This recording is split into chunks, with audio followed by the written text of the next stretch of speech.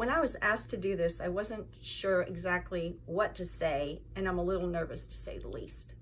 I want to share a little bit of my recovery journey over the last year or so, first starting with some backstory. I celebrated my 60th birthday in August. I have struggled with an eating disorder since I found out I was pregnant with my daughter, who is now 40.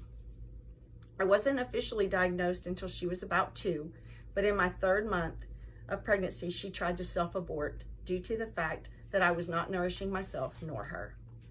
It was at that point I decided that I needed to take care of me in order to take care of the most precious gift I would ever be given. By the grace of God, who at the time I didn't know, blessed me with a healthy baby girl on March the 28th, 1984. I spent numerous months in the hospital on and off throughout her entire young childhood. I also went through a bad marriage for 10.5 years where I was abused in many ways until I finally divorced and moved on. I remarried a year later in 2003 to an amazing man. Then on March the 13th, 2019, the Lord took him home.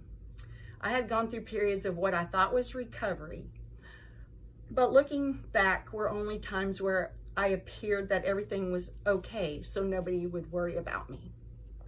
The fact was that I was still engaging in eating disorder behaviors, despite having a great marriage and one of the best therapists that ever walked the planet. I still couldn't get it together in a way that felt like real recovery. I'm here to tell you that despite all of the obstacles and things that have been thrown my way, I have just celebrated my 1 year in eating disorder recovery. I had been praying for years that God would take this away. The part I didn't want to accept was that I had a part in it. At the end of 2023, in my quiet time, I asked God what was in store for me in 2024. His words to me were pretty clear. I'm going to show you how to trust me more.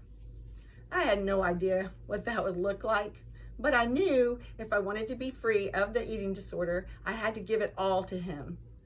I was at a Wednesday night church service and our pastor set up a prayer line that I walked through.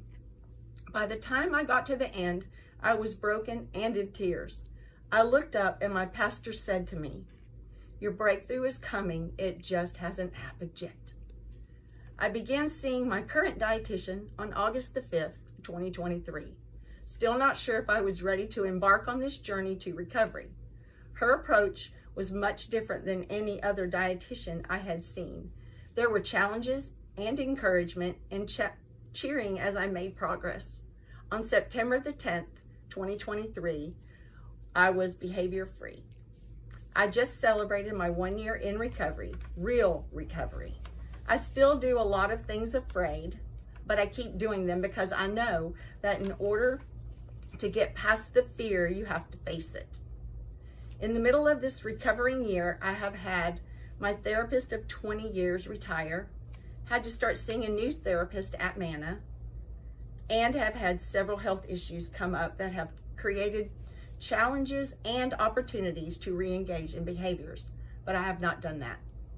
I have built a trust in my new therapist in the short time that I've worked with her and have continued to make progress in my recovery. The one thing I would say about recovery is it's a journey and not a destination, and to hold on for your breakthrough because God's timing is perfect.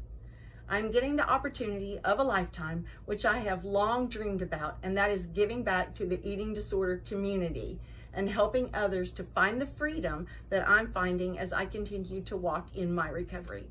I want to say a special thank you to all of those who have cheered me on and continue to support and encourage me and love me so unconditionally. On Sunday, September 22nd, 2024, I will be doing a recommitment baptism so that I can truly walk in my newfound freedom, knowing that I don't have to have an eating disorder to be special or unique. I can be healthy and be me and be loved even more in this freedom.